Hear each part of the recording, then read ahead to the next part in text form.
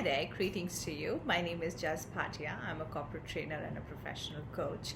Today, I'm going to talk about what happens when a challenge originates in an organization and it doesn't take long for a challenge to come through. Are we looking at these 5 factors that I'm going to talk about? Are we looking at who did it?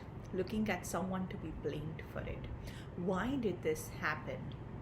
What are the inherent assumptions that we have about the situation? Do we have a certain kind of a must or a should?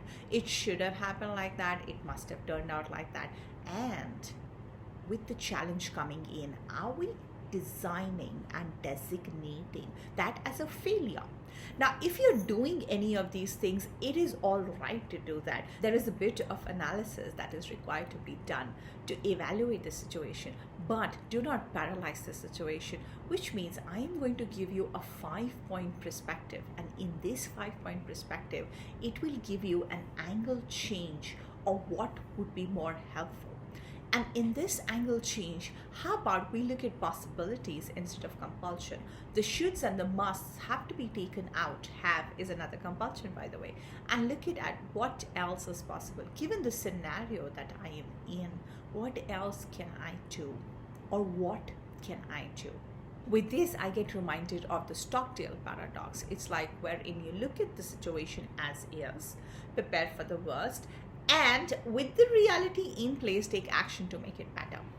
If you want to know, please search on Stockdale paradox and you will get a lot of valuable information about it. Curiosity is another very beautiful attribute to have in a situation of problem instead of assuming things. Now, also, why will just lead to a number of reasons or excuses. How can I get to where I want to get? Unlike computer programming, we have a structure wherein there is an input, there is a processing, and then there is an output.